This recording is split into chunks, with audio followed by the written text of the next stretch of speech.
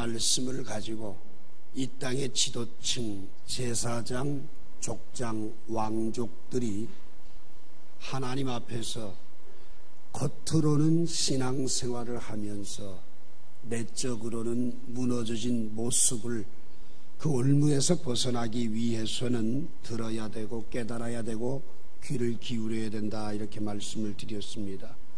이어지는 말씀인데 4절에 보게 되면 그들의 행위가 그들로 자기 하나님에게 돌아가지 못하게 하나니, 그들이 하나님 앞에 나와서 예배하고 제사를 하는데 그들의 마음은 하나님과는 전혀 상관없이, 아니 하나님께 돌아가는데 오히려 돌아갈 수 없는 모습을 가지고 예배하고 있다라는 아이러니한 메시지가 오늘 소개가 되어지고 있습니다.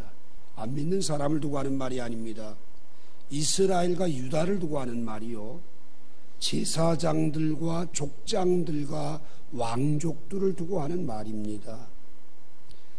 이 말씀을 이사야 선지자는 이사야 29장 13절에서 주께서 이르시되 이 백성이 입으로는 나를 가까이 하고 입술로는 나를 공경하나 그들의 마음은 내게서 멀리 떠났나니 그들이 나를 경외함은 사람의 계명으로 가르침받을 뿐이라. 하나님 앞에 나와 제사하고 하나님 앞에 나와서 믿음 생활을 하는데 그들이 입술로는 찬송하고 예배하는데 하나님께 돌아가지 못하는 이유가 있다는 겁니다. 그 이유가 뭐냐? 마음은 하나님과 관계없다라는 겁니다. 그 이유가 바로 하나님의 말씀이 내 삶 속에 내 상식보다 내 판단보다 어떤 이웃들의 말보다도 못하게 여겨지기 때문이라는 겁니다. 오늘 이 시간 예배하는 여러분들 정말 하나님 사랑하십니까? 하나님의 말씀이 여러분의 삶의 가장 소중한 메시지로 여러분의 마음속에 자리매김이 되고 있습니까? 그렇다면 오늘 이 말씀은 우리와 상관없는 말씀이 될 것입니다. 그런데 하나님의 말씀을 들으면서 그 말씀은 지금 나에게는 적절하지 않아, 지금 나하고는 맞지를 않아, 지금 내 형편에서는 이 말씀은 나에게 부담스러워. 그 순간 마음은 하나님에게서 멀어지게 되고 하나님께 돌아가지 못하는 사람으로 굳혀져 가고 있다라는 이야기입니다. 예수님도 마태복음 15장 8절에서 이 백성이 입술로는 나를 공경하되 마음은 내게서 멀도다. 사람의 계명으로 교훈을 삼아 가르치니 나를 헛되이 경배하는도다. 헛믿고 있다라고 질타를 가하고 계십니다. 입술과 마음이 나뉘어진 상태, 이원화된 모습, 오늘 이것이 내 모습이라고 한다면 우리는 내가 심각한 죄 가운데 빠진 것을, 그리고 헛되이 경배하는 자의 모습이라고 하는 사실을 인식할 필요가 있다는 이야기입니다. 도대체 어느 정도 심각하길래 그들의 행위가 하나님께로 돌아갈 수 없을까요? 첫 번째로 오늘 본문 2절에 보니까 패역자가 살육죄에 깊이 빠졌음에 내가 그들을 다 벌하노라, 이렇게 얘기합니다. 이 패역자는 제사장, 족장, 왕족들이었습니다. 그들이 살육죄에 깊이 빠졌다는 겁니다. 어쩌다 잘못해서가 아니라 그 죄에 깊이 빠져서 이제는 헤어나올 수 없는 상황이 되어버렸다는 겁니다. 지난주에 미스바와 다볼에 대해서는 말씀을 드렸습니다. 미스바는 사무엘상 7장에 사무엘 선지자가 이스라엘 민족들을 불러 모으고 하나님 앞에 회개하여서 에베네셀의 하나님의 도우심을 힘입게 되어진 신앙 부흥의 장소였습니다. 다볼이라고 하는 건 사사기 4장에 보면 드보라에 의해서 많은 사람들이 모여 하나님 앞에 기도하면서 시스라의 군대 장관 야빈을 쳐서 이기고 승리했던 기도의 장소였습니다. 그런데 많은 사람들, 수많은 신앙인들에게 미스바와 다볼은 은혜의 장소로 기억이 됩니다. 그런데 이 제사장과 왕족과 족장들이 야 미스바로 모이자 하고 공고를 합니다. 온 백성들이 미스바 그래 우리 다시 한번 회복해보자, 은혜 받아보자, 기도 다시 한번 해보자, 하나님과 나와의 관계를 한번 고쳐보자 이러고 모여듭니다. 그런데 사람들이 모여든 그 장소에 이 제사장과 왕족과 족장들이 결탁해서 싸그리 다 죽여버리고 말았습니다. 왜 그랬을까요?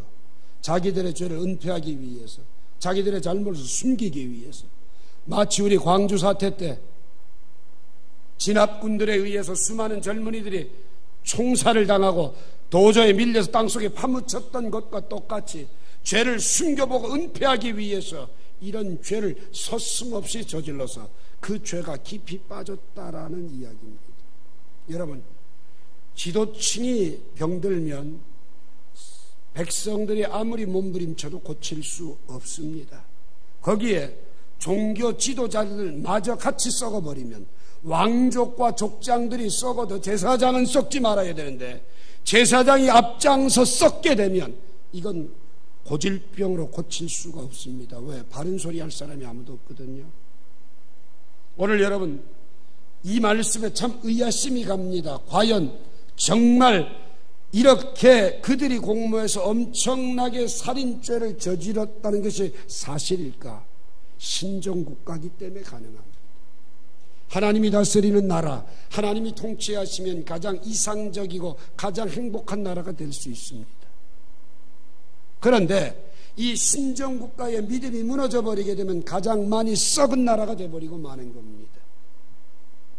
예를 들자면 북한 땅처럼 김정일, 김일성이 우상화시키고 마치 하나님과 거버금가는 존재로 만들어 놓고 자기들은 치부하며 백성들은 굶주림 속에서 죽어나가게 만드는 것, 그것이 바로 신정국가의 위험성이지요. 이런 표현을 드리면 좀 더 여러분들이 쉽게 이해하실 수 있습니다. 생선이 있습니다. 아주 신선하고 좋습니다. 그러면 먹기도 좋고 맛도 있습니다. 그 생선 그대로 며칠만 놔둬보십시오. 썩어 악취가 납니다. 생선은 둘 중에 하나입니다.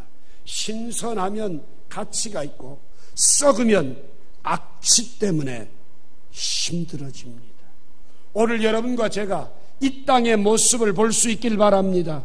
과연 여러분과 제가 살고 있는 이 땅이 신선한지를 그렇다라고 대답할 수 있는 분들은 많지 않을 겁니다. 그보다 더 자문해야 될 것은 믿는 나는 과연 신선하냐?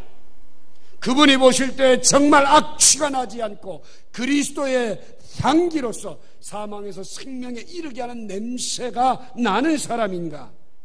우리는 둘 중에 하나지 이것도 아니고 저것도 아닌 중간은 없다라고 하는 사실입니다. 또 한 가지는 이렇게 미스바와 다볼을 이용해서 악용을 해서 사람들을 죽인다고 하면 하나님은 왜 이런 만행을 그냥 지켜보실까? 악을 왜 그냥 내버려 두실까? 악인의 손에 의해서 그 땅이 이렇게 무참하게 짓밟혀도 왜 관망하고 계실까? 하박국 1장 2절과 3절에 보면 하박국 선지자도 그런 고민을 합니다. 하나님께서는 누가 의로운 줄 아시고 누가 악한 자인 줄을 아시는데 그렇다면 악인이 의인을 죽이지 못하도록 지켜주셔야 될 것 아닌가? 고민에 빠지게 됩니다. 여러분과 제가 믿음으로 살고자 하는데 왜 더 많은 고난과 연단을 받아야만 될까? 거기에 대한 의문을 갖고 있는 것과 동일한 질문입니다. 거기에 대한 대답은 딱 하나입니다. 여러분과 제가 살고 있는 세상은 천국이 아닙니다. 우리가 살고 있는 세상은 죄와 싸우되 피 흘리기까지 싸워야 되는 세상이요. 그뿐만 아니라 오늘 이 땅은 의와 싸우는 전쟁터라고 하는 겁니다. 전쟁에서는 피해자가 생길 수 있습니다. 어느 정도 악이 이길 수도 있습니다. 그러나 통제 범위를 벗어날 수는 없기 때문에 그 악은 언젠가 본질적으로 드러나게 돼 있고 분명히 믿는 성도들에게 승리를 안겨주신다라고 하는 겁니다. 더 중요한 건 오늘 이러한 악의 세력 속에서 죄에 깊이 빠져 있는 우리들에게 우리로서는 도저히 하나님께로 돌아갈 수 없어서 그 하나님께서 새로운 방법과 길을 우리에게 주신 건 뭡니까? 예수 그리스도입니다. 예수 그리스도의 십자가로 말미암아 사탄의 권세를 깨뜨리시고 승리하셔서 여러분과 저를 구원해 주신 것을 믿으시기 바랍니다. 고린도전서 1장 18절에 보면 십자가의 도가 멸망하는 자들에게 미련한 것이지만 구원은 우리에게는 하나님의 능력이 됩니다. 오늘 이 시간 여러분 누구든지 죄에 깊이 빠져 돌아갈 수 없는 상황이라고 할지라도 사도행전 2장 21절 말씀처럼 누구든지 주의 이름을 부르면 구원을 받으리라고 약속하고 있고, 로마서 10장 13절도 동일하게 주의 이름을 부르는 자는 구원을 얻는다고 약속합니다. 이것이 바로 복음의 능력입니다. 그런데 중요한 건 죄에 깊이 빠지게 되면 이 나올 힘조차 없다라고 하는 거지. 죄에 깊이 빠지게 되면 그 죄에서 나올 수 있는 능력이 없다는 겁니다.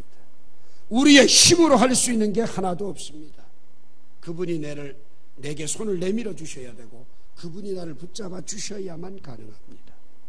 믿는 우리는 이러한 죄의 본질들을 깨닫고 마태복음 26장 41절 말씀처럼 시험에 들지 않게 깨어 있어야 합니다. 오늘 여러분과 제가 이 땅에 사는 동안에 우리가 사는 이 세상이 우리가 원하는 믿음의 세상이 아니기 때문에 베드로전서 5장 8절 말씀처럼 악한 마귀가 우는 사자와 같이 두루 삼킬 자를 찾고 있기 때문에 오늘 여러분 디모데전서 6장 11절 말씀처럼 우리는 그 악의 세력에 붙들리지 말고 깨어 있어 피할 줄 알아야 합니다. 그리고 더 중요한 것은 사탄의 속임수에 넘어가서는 안 된다라고 하는 겁니다. 사탄은 미스바와 다보를 선전하면서 그리로 모이도록 합니다. 그리고 그들을 무참하게 살육하게 했습니다. 여러분, 미스바와 다볼이라고 다 가면 되지 않는다는 겁니다. 오늘 여기에서 참과 거짓을 구별하는 지혜, 분별력이 있어야 됩니다. 오늘 여러분과 저는 죄에 깊이 빠져 헤매이다가 방황하는 우리들을 위해 예수 그리스도를 선물로 주시고 구원해 주신 하나님의 은혜를 감사한다면 이제는 깨어서 악의 세력들을 볼 줄 아는 분별력과 지혜를 가지고 믿음으로 기도하면서 사탄의 속임수에 넘어가지 않는 것, 그것이 믿음의 생활이라는 것을 깨달을 수 있기를 주의 이름으로 부탁합니다. 만약 죄에 깊이 빠져서 더 이상 나올 능력이 없다, 이럴 때 과연 우리는 어떻게 해야 될까요? 창세기 19장이 그 답을 줍니다. 소돔과 고모라가 유황불로 심판을 받으려고 할 때에 하나님은 아브라함의 기도를 들으시고 롯을 생각하사 그들을 불러내실 때에 뒤를 돌아보지 말고 무조건 몸만 빠져나가도록 명령한 것처럼 여러분과 저는 죄에 깊이 빠지기 전 죄의 본질을 보았다면 모든 것을 포기하고 잃어버리더라도 그 죄로부터 떠나는 결단이 요구된다는 것을 기억하시기 바랍니다. 두 번째로, 하나님께로 돌아가지 못할 정도로 심각한 문제는 뭘까요? 5절에 보게 되니까 이스라엘의 교만이 그 얼굴에 드러났나니 그 죄악으로 말미암아 이스라엘과 에브라임이 넘어지고 유다도 그들과 함께 넘어지리라. 여러분, 사상적 이유를 듭니다. 교만해서 넘어졌다는 겁니다. 그 교만이 뭘까요? 3절에 보니까 에브라임은 내가 알고 이스라엘은 내게 숨기지 못하나니 에브라임아 이제 내가 행음하였고 이스라엘이 이미 더러워졌느니라. 여러분, 하나님 앞에는 숨길 수도 없고 하나님 앞에서는 드러나지 않을 것이 하나도 없습니다. 지금 이 2절 말씀을 그대로 인용한다면 제사장과 족장과 왕족들이 순수하고 진실하게 살아가는 사람들, 바른 말하는 사람들을 은혜의 장소로 불러 모아 싹 죽여버리고 증인을 없도록 만들고 자기들의 죄를 완전 범죄로 덮어버리려고 했습니다. 완전 범죄로 은폐하려고 하는 속성이 오늘 여러분과 제게도 있다는 것을 아시는지요? 우리는 거짓말 한마디를 하게 되면 그 거짓말을 완전히 커버하기 위해 또 다른 거짓말을 만들어냅니다. 우리가 잘못한 죄가 있다면 그 죄를 숨기기 위해 또 다른 죄를 만들어내고 궁리해대기 시작을 합니다. 은폐의 속성을 우리는 가지고 있습니다.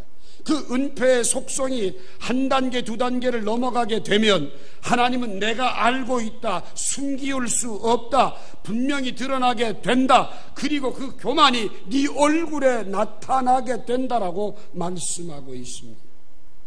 믿는 사람이라면 한 가지 달라야지요. 죄라는 걸 아는 순간, 죄라는 걸 인식하는 순간 벗어나야 되고 은폐하려고 들어서는 안 된다는 것. 오늘 이 시간 여러분, 완전 범죄는 하나님이 살아계시는 한 절대로 불가능합니다. 우리가 죄에 깊이 빠져있는 상황에서 반드시 드러나게 될 것, 그러면 드러나기 전 우리가 살 수 있는 길은 뭘까요? 내가 자백하는 겁니다. 요한일서 1장 9절 말씀처럼 우리가 우리의 죄를 자백하는 것, 그러면 미쁘시고 의로우사 우리의 모든 죄를 사하시고 모든 불의에서 우리를 깨끗게 하시는 하나님의 은혜를 구하는 겁니다. 그것이 바로 우리가 새롭게 되어지는 길이라고 시편 32편 5절은 설명하고 있습니다. 여러분, 이들의 죄는요 이렇게 시작이 됩니다. 농사를 좀 잘 짓고 싶어요. 풍족하게 살고 싶어요. 그래서 한번 바알에게 가서 제사를 드렸어요. 바알에 가서 제사를 드리다 보니까 음란한 사제들이, 여자들이 유혹을 하면서 함께 마시자고 합니다. 한 잔 마셔봤어요. 그리고 났더니만 섹스를 하자고 합니다. 섹스를 했어요.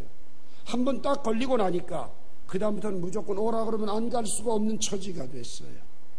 그 처지가 연속적으로 이어지다 보니까 이제는 그것이 삶의 한 부분이 되어져 버렸다, 이 얘기입니다. 오늘 이 본문이 그 설명을 하는 겁니다.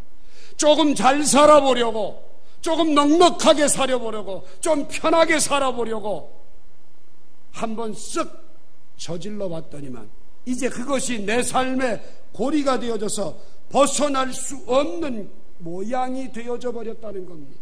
그것을 오늘 본문은 이렇게 설명합니다. 4절 보십시오. 그들의 행위가 그들로 자기 하나님에게 돌아가지 못하게 하나니 이는 음란한 마음이 그 속에 있어 여호와를 알지 못하는 까닭이라. 중요한 건 그 마음이 그들의 가슴 속에 자리 잡은 순간부터 하나님은 알 수가 없게끔 되어졌습니다. 오늘 여러분과 저의 마음의 그릇이라고 하는 이 그릇은요, 하나님의 말씀이 담겨지면 죄가 들어오지 못하고 우리의 마음속에 죄가 들어오게 되면 하나님은 들어올 자리가 없는 것, 이것이 오늘 여러분과 저의 모습인 것을 아시는지요? 시편 119편 11절 말씀에 다윗은 내가 주님께 범죄하지 아니하려 하여 주의 말씀을 내 마음에 두었습니다. 여러분, 날마다 말씀을 내 안에 두고 그 말씀을 묵상하고 그 말씀을 정말 책임질하면서 한 걸음 한 걸음 나아가는 삶에는요 죄가 들어올 자리가 없어요. 그래서 요한일서 5장 1절에 보면 하나님께로서 난 자마다 범죄치 아니하나니, 이 말이 하나님의 말씀에 붙들리고 그 말씀이 내 안에서 역사되는 사람은 죄악에 넘어질 틈이 없다, 그 소리입니다. 오늘 우리는 핑계치 못할 것은 여러분과 제가 내 안에 자리 잡았다, 유혹이 내 안에 들어왔다, 오늘 내가 새 속에서 물들어져 있었다라고 하는 그 자체는 이미 말씀이 벗어진 모습이요, 하나님이 들어올 자리가 없어지도록 무너진 내 모습이라고 하는 사실을 기억하시기 바랍니다. 허구에 쏘가 넘어가지 마십시오. 속임수에 넘어가지 마십시오. 결국 넘어간 결과 그것은 우상숭배가 되어져 버렸고 음란한 마음이 있어 내가 하나님을 알지 못하게 되었다라고 말씀하고 있다는 것입니다.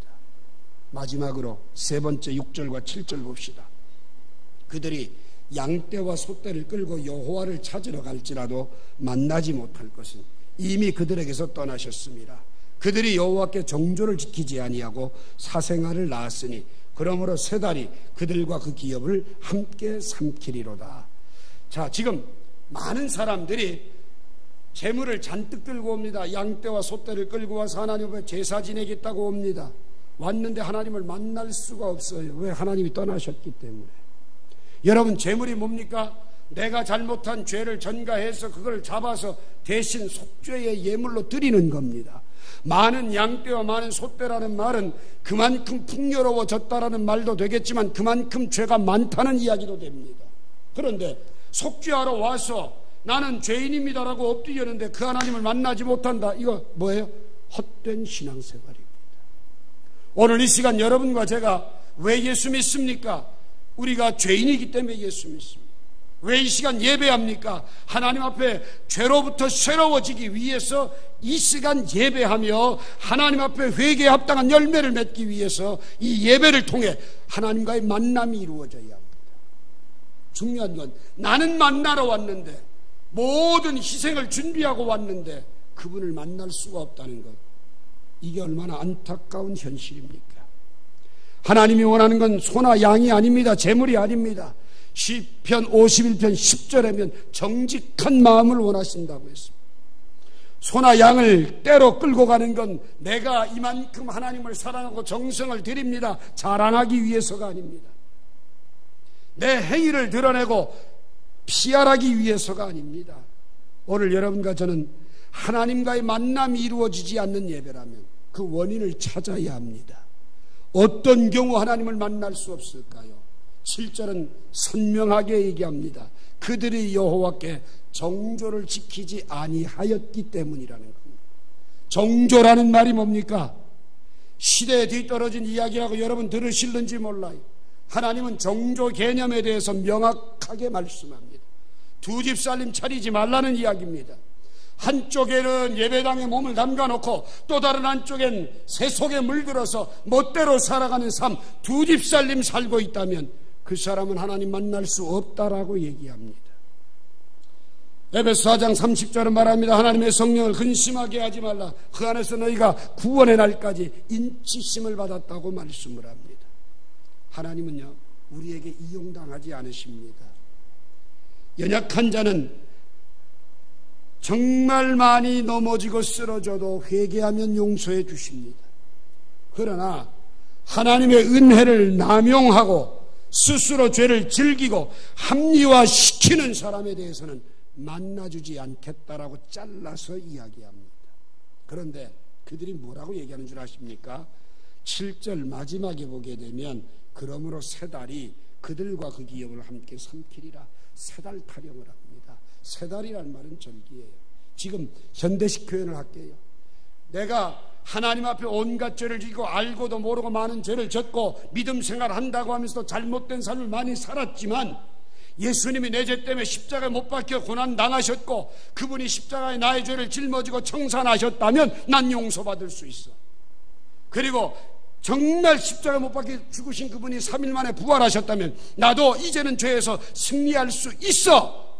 이렇게 말만 하고 죄로부터 떠나지 않고 정조를 지키지 않으면 그 사람과 하나님은 상관없다, 그 소리입니다. 새 절기가 왔다고, 고난주간이 오고 고난일이 왔다고, 부활주일이 왔다고 되는 것 아닙니다. 주의 이름을 부른다고 되는 것 아닙니다. 오늘 여러분과 저는요, 하나님께서 우리들에게 원하시는 건 그런 핑계가 아니라 잃어버렸던 정조를 지키고 회개에 합당한 삶을 사는 것을 원하십니다. 골로새 3장 5절 말씀해 보게 되면 여러분과 제가 이 땅에 살면서 두 집 살림을 살았던 단적인 근거, 제시할 수 있는 방법, 주님보다 더 사랑하는 것, 탐심입니다.